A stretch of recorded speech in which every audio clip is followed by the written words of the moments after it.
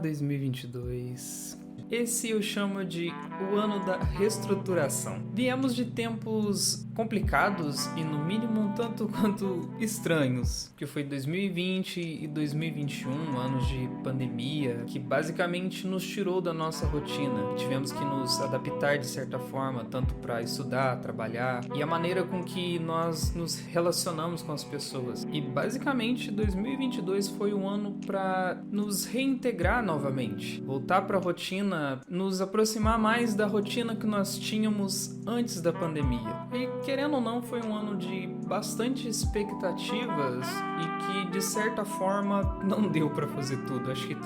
Acho que muita gente tinha muita pressa de correr atrás do tempo perdido mesmo, mas que infelizmente um ano só não dá para fazer tudo isso. Digo isso muito de experiência própria. Esse ano foi um ano muito corrido, foi um ano muito cheio na minha vida e que eu sinto que eu, de certa forma, não consegui equilibrar muito bem todos os meus afazeres e deveres e vontades. E um exemplo disso tá aqui o canal. Eu tinha muita expectativa, eu tinha muitos planos, mas que infelizmente a vida adulta ela cobra muito da gente. Você tem que fazer escolhas e às vezes os sonhos e vontades elas vão ficando mais para segundo, terceiro, quarto plano. Mas ainda assim, no pouco produzido, eu acho que ele ainda tem os seus valores. Basicamente o meu ano abriu com o vídeo Por que Queremos Tanto um Amor? Esse vídeo ele é muito interessante porque ele conversa muito com vídeos já passados aqui, inclusive Monólogos da Madrugada, que eu vou deixar o card para quem quiser acompanhar. Um que fala sobre o romantismo e o outro sobre sociedade líquida, que de certa forma fala sobre a maneira com que as pessoas se relacionam hoje em dia, mas mais pro o lado do romantismo, como que as pessoas de certa forma elas criam uma imagem, uma espécie de alter ego de si mesmas e elas querem projetar aquilo num relacionamento, sendo que um relacionamento real ele é bem mais complexo, bem mais inconclusivo, muito menos manipulado e muito menos estereotipado do que a gente realmente, do que o que existe na nossa cabeça. E como que basicamente hoje em dia nós nos apaixonamos pela ideia de se apaixonar do que propriamente pela pessoa em si. Você apaixona pela imagem que você cria da pessoa e não pela pessoa real. Você cria um ideal de relacionamento na sua cabeça e você quer projetar aquilo em outra pessoa. Mas relacionamentos reais, eles são bem mais complexos do que tudo isso. E como que um agravante, como que cada vez mais parece que essa necessidade que a gente tem de se afirmar quando está com uma outra pessoa, parece que você precisa de um contraste.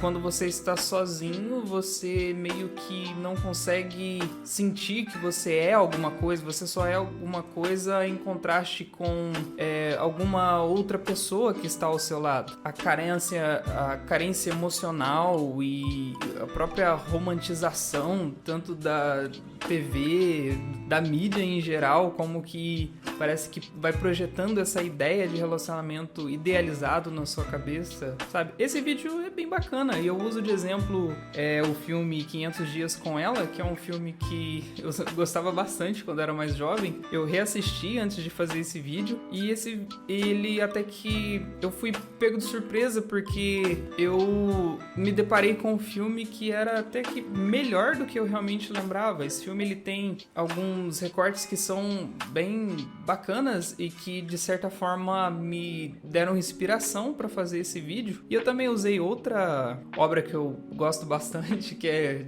Gekkan Shoujo no Ozaki-kun, que é um anime muito bacana. Ele é de comédia de certa forma, mas ele é meio que uma paródia dos animes para os jovens do Japão, que é o shoujo.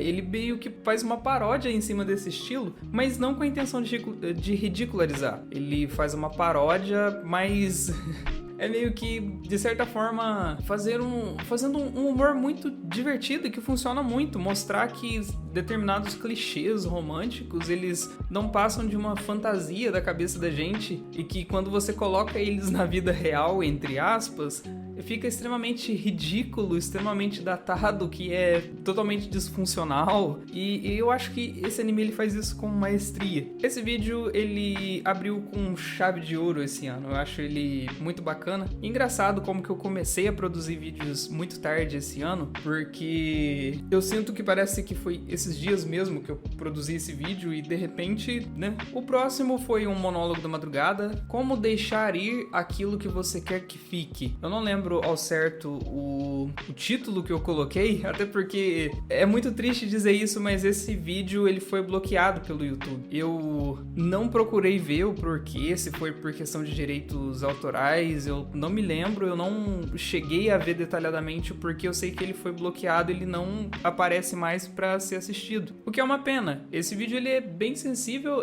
voltei para o monólogo da madrugada naquilo que realmente era para ser o monólogo, que eram monólogos mais de pensamento, não tão informativo igual foi alguns, né? Eu acho que a série acabou se perdendo um pouco e aqui eu basicamente voltei à raiz dela, de trazer mais pensamentos e coisas do meu cotidiano, mas que de certa forma é um vídeo que abrange tão abrangente determinados assuntos que pode passar o tempo que for, que aquilo ainda vai ser interessante olhar para esses pensamentos e refletir sobre aquilo. Eu começo a divagar sobre ciclos, a respeito de pessoas que vão passar pela nossa vida, pessoas que basicamente vão estar com a gente por um tempo e de repente cada um vai seguir o seu caminho e que de certa forma a gente se pega lembrando dessas pessoas e desejando que tudo esteja bem com essa pessoa, de que ela consiga realizar seus objetivos, seus sonhos, que ela consiga ser feliz. E que isso vai se tornando meio que algo natural da vida da gente. Por mais que a despedida, de certa forma, ela dói, mas aquilo vai ser momentâneo. Principalmente quando você sabe que a pessoa tá saindo do seu convívio, que ela tá indo para uma outra área, que ela tá indo para um outro lugar, para melhora dela, que ela tá buscando a vida dela. E que cada vez mais a gente vai virando, sabe, aquela frase da Lilo, de Lilo e Stitch, que eu acho muito bonitinha, que eu até menciono ela nesse vídeo, que é aquela meio que, quando o Stitch tá indo embora, ela meio que fala pra ele, se você quiser ir, pode ir, eu vou te levar, eu vou guardar você no coração, assim como todos que já se foram. E eu acho que cada vez mais isso vai tornando recorrente na vida da gente. A gente vai entendendo que são ciclos que se encerram e ciclos que recomeçam. É meio que algo natural da vida da gente. Eu lembro que esse vídeo tem ido para alguns outros pontos também no assunto, mas eu não lembro de certo, até porque eu não assisti ele novamente, mas esse vídeo é bem bacana, é uma pena que ele tenha sido bloqueado. Descobri meu amor por One Piece. Esse vídeo, o título já o título já explica tudo.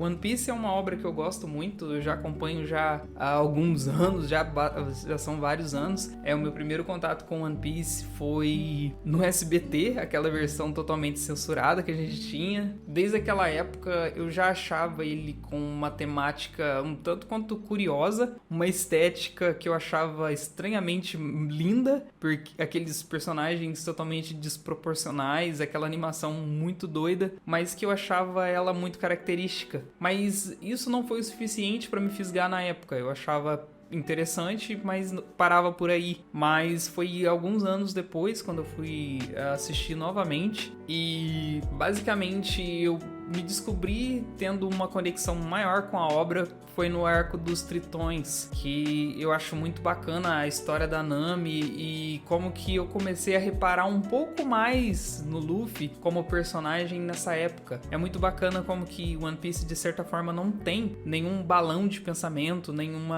mas a gente meio que fica especulando, porque a gente não sabe o que se passa na cabeça do Luffy e às vezes ele para, ele observa, ele não fala nada e aquilo parece que dá algumas camadas a mais tanto de personalidade e complexidade pro personagem, e como que a obra, os mistérios da obra o universo tão vivo, todas as histórias, os personagens, como que você sente que aquele universo ele é vivo, não só pela história inicial do que é o Tesouro One Piece ou a jornada do Luffy para se tornar rei dos piratas, não é isso necessariamente que te prende ou que carrega a obra, não, são tantas coisas, você sente que aquele universo ele é vivo. É uma das, eu acho que eu até menciono no vídeo que dos arcos que eu mais gosto é de Skypiea, porque eu gosto da história do local, das histórias que vão sendo contadas, e eu sinto que meio que aquele universo ele é tão vivo, que são tantas pequenas histórias que contam uma grande história, e eu não poderia gostar menos de One Piece. Eu gosto muito de One Piece e eu precisava fazer um vídeo sobre. Um episódio de Slayers, esse é um vídeo da série Um Episódio D, naqueles mesmos moldes, era pra ser um vídeo mais curto, mas infelizmente os meus últimos episódios D estão ficando mais longos, mas em compensação estão ficando muito bacanas. Mostrar o episódio todo, algumas piadinhas, algumas edições totalmente toscas ali, mas que deixa tudo mais divertido. Eu gosto de produzir bastante esses vídeos, eu acho eles extremamente divertidos, eu gosto de reassistir eles depois, e até porque eu acho que abre um leque para trazer vários animes mais antigos, sabe? Da década ali de 90 ou mais pro começo de 2000, que eu assistia bastante e que cabem muito nesse formato, porque na época em que não existia tanta censura e que rendiam episódios muito legais por causa disso. Dragon Ball GT, minha opinião sobre. Esse vídeo é autoexplicativo também, o título já é autoexplicativo. Basicamente não dá pra mim falar muito desse vídeo sem dar spoiler, mas eu acho que Dragon Ball GT, ele é uma obra que no final das contas ele tinha boas ideias, por mais contraditório que isso seja, porque ele tinha boas ideias, mas ele não conseguiu trabalhar nenhuma delas. Era basicamente apresentar uma ideia e não trabalhar e ficar algo totalmente, sei lá, desperdiçado apenas. Apresentava outra ideia, não trabalhava aquilo da maneira correta, não chegava a desenvolver de fato. Ele é basicamente só ideias jogadas e nada feito em cima delas. E isso eu acho que é o pior de tudo. Por que ele é tão esquecível e, sei lá... Não, esquecível ele não chega a ser, porque ele apela muito pra nossa nostalgia. A gente tem uma nostalgia dele, mas quando você pega pra assistir, você vê que é muito ruim. São lutas extremamente péssimas, animação extremamente questionável, mas que ele tem um final emocionante que talvez pega do nosso emocional e faz com que o nosso julgamento seja não tão imparcial. Rotoscopia, a incrível técnica de animação. A maravilha da rotoscopia. Cara, eu adoro esse estilo de animação. Na verdade, a rotoscopia acho que tem uma controvérsia. Não sei se dá pra ser chamado de animação, porque ele usa filmagens reais e que são basicamente usadas de base para fazer a animação da rotoscopia. Esse vídeo é basicamente apresentando como é feita a rotoscopia, falando um pouco sobre o processo e algumas obras que usaram dessa técnica de rotoscopia para criar resultados fantásticos, como algumas animações antigas da Disney que usavam a rotoscopia como base, algumas séries e filmes também, e principalmente uma desculpa pra mim falar de Akunohana de novo, esse anime, né, que foi feito em rotoscopia, que eu gosto bastante. Eu acho que o resultado dele é algo que, pelo menos pra mim, é muito encantador, porque ele passa uma sensação muito única. Embora, né, haja essas controvérsias de pessoas que não gostaram de Akunohana justamente por causa da rotoscopia, pela estranheza que ela causa, mas que pra mim ela é meio que proposital. Eu sinto que o resultado, ele se deve muito pela estranheza que a rotoscopia, nesse caso, ela causa. E esse vídeo tá bem bacana. DC vs Marvel, semelhanças, cópia ou coincidência. Esse vídeo é basicamente apresentando DC e Marvel, como que elas têm personagens que têm conceitos extremamente parecidos, que você não sabe dizer se foi uma inspiração, se aquilo foi só coincidência ou se foi uma cópia descrachada mesmo. Cara, é incrível como que basicamente você pegar qualquer personagem, tanto DC quanto Marvel, e ele vai ter um alter ego. entre as duas ali. Ele vai ter um semelhante. Se você pega um personagem da DC, você pode procurar na Marvel que com certeza ele vai ter um semelhante. Você pega um personagem da Marvel e na DC ele vai ter um personagem semelhante àquele. É incrível. E basicamente esse vídeo é isso, apresentando muitos dos personagens que a gente já conhece há muito tempo e os seus semelhantes na produtora rival. Oversoul, Shaman King. Esse é basicamente eu recriando a música de abertura de Shaman King, fazendo um cover. O áudio não tá muito legal, tá meio estourado, mas pelo menos a edição passa e pelo menos a performance não tá tão ruim, tirando a qualidade do áudio que não tá tão boa, mas a performance até que tá bacana. Cream, a solução para tudo. Esse vídeo ele é muito legal porque eu peguei uma animação de um canal gringo que eu acompanho aqui no YouTube, que é o David First, e ele tem essa animação, o Cream. As animações do David First é incrível como que elas são estranhas, mas elas me encantam, eu não consigo parar de assistir. Elas me deixam um sentimento tão estranho, é uma confusão de sentimentos que ela causa, seja de medo, seja de desconforto ou nojo, independente disso, elas passam essas transmissões. E Cream é uma viagem tão doida, porque é algo muito específico que só poderia sair da cabeça desse cara, porque ela narra uma história de um produto que basicamente traria solução pra tudo, né? Seja pra imperfeições do corpo humano, doenças e tanto para objetos, consertar objetos, acabar com a fome. E basicamente é muito incrível como que essa história ela vai se escalando para cada vez algo cada vez mais absurdo, e as consequências dentro daquele próprio universo. Eu acho essa animação sensacional, que eu juro que eu não sei dizer se no final das contas se ela tinha uma pegada de crítica ou não.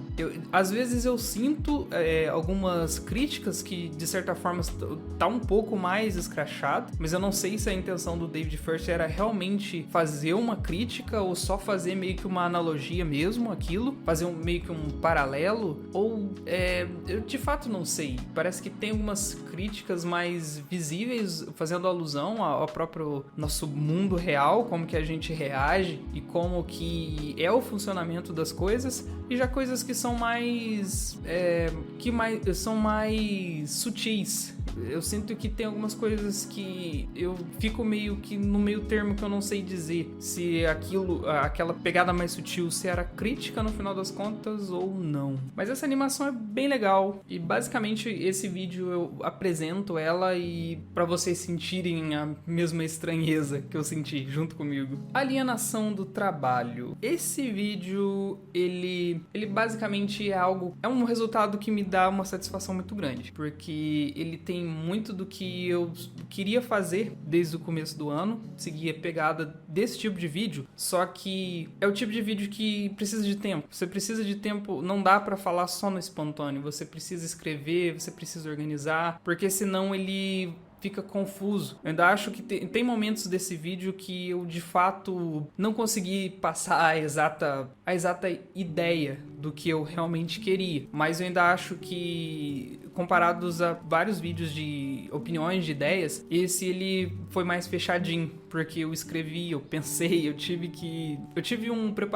preparo prévio para fazer esse vídeo. Ele ficou bem escrito, ele ficou começo, meio e fim, e ele é bem legal. Ele fala da alienação do trabalho, e eu uso como exemplo Don't Hug Me, I'm Scared ou Não Me Abrace, Estou Assustado.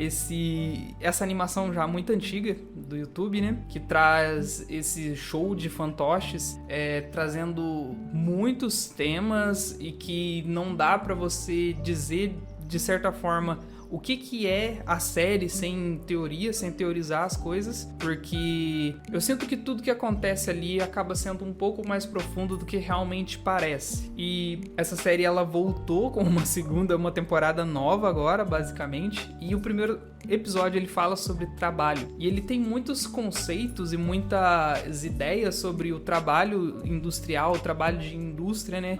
Como que, de certa forma, as pessoas perdem a individualidade, ele é só mais um no meio de tantos ali no meio, e esse vídeo, nesse vídeo é na onde eu tomei a liberdade para expressar, para pegar pensamentos, É Karl Marx, é filosofia, é alienação do trabalho, é como que... E principalmente indo pro lado do indivíduo, como que basicamente...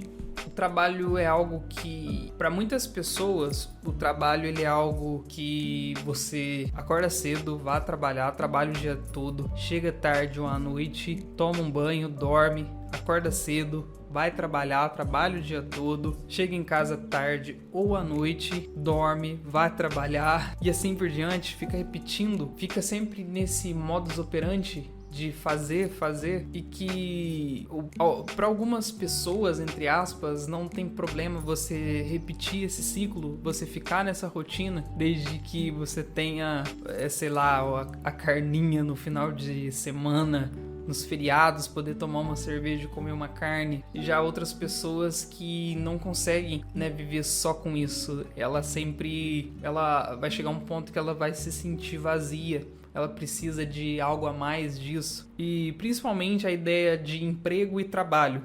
O emprego, ele é um conceito mais novo, que veio depois basicamente junto com a reforma industrial, que começou as grandes produções, as grandes fábricas, que deu emprego para muitas e muitas famílias, muitas pessoas, mas que de certa forma o trabalho industrial ele é muito alienante, porque ele não é sobre você, ele pouco se importa pro indivíduo que você é quase como se fosse uma mecanização, como se você virasse não é diferente de você ser um objeto, de você ser uma máquina que só vai fazer o trabalho, e que se você não pode fazer, é só substituir a peça no caso sendo uma outra pessoa. Quando você não pode fazer, uma pessoa entra para fazer aquilo por você, meio que matando a individualidade de cada um para virar só mais um objeto. E que eu detesto a ideia de emprego, e sim, mas a ideia de trabalho eu acho algo gratificante, e de que o trabalho ele não necessariamente ele é algo que traz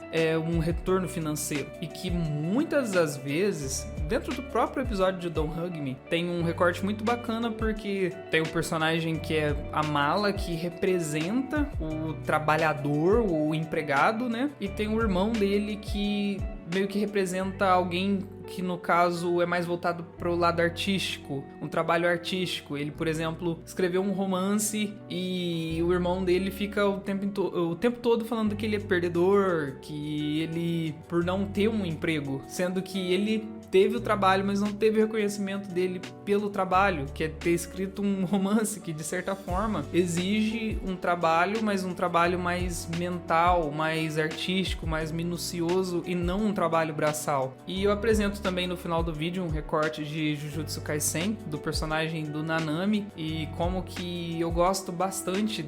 O Nanami, ele é um cara que ele queria trabalhar bastante para ganhar dinheiro e viver uma vida tranquila, ter uma velhice digna, em outras palavras. E como que muitas pessoas, elas meio que pensam dessa forma. E eu que, de certa forma, eu já caí nesse mesmo pensamento de, por mais que eu não gostasse dessa ideia de ter um emprego digno, entre aspas, trabalhador honrado e tal, esse que trabalha para a indústria, mas para lucrar, para ganhar status e tal, por mais que eu achava que eu não me importava com isso, eu achava que era um mal necessário, de que por mais que eu estivesse me sacrificando agora, não gostando do trabalho que eu fazia, mas eu tava ganhando dinheiro com aquilo, futuramente eu conseguiria ter realmente financiar e viver daquilo que eu realmente tenho vontade de fazer. Só que aos poucos eu fui me quebrando. Quando chegou lá na frente, eu percebi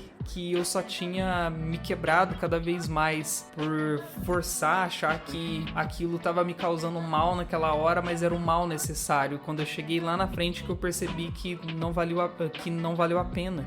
Mas no final das contas esse vídeo tá bem legal e ele encerrou o ano pra mim. Eu até tinha mais ideias pra desenvolver, tinha um recorte muito legal, dois na verdade, a respeito, usando a obra do Incrível Mundo de Gumball. Um é do episódio chamado As Escolhas, vai aqui um spoiler, tá? E o outro é dos procrastinadores. por que a gente procrastina tanto. O episódio das escolhas também é muito legal porque ele repassa pela vida, né, da Nicole Waterson, que é a mãe do Gumball, e é muito legal, ela vendo os caminhos que ela poderia ter seguido na vida dela e que a consequência de cada um, como que ela terminaria em cada um. Isso foi muito legal. Esse vídeo ainda vai sair ainda. Eu já comecei a escrever, né? Agora eu tô roteirizando, fazendo tudo certinho, então pro próximo ano aí vai ter bastante coisa legal. Mas eu encerrei por aqui. Eu encerro com essa retrospectiva também. Muito obrigado por me assistir até aqui. Vocês estão no Nerd Channel, eu sou o Hollywood e te vejo no ano que vem. Até mais!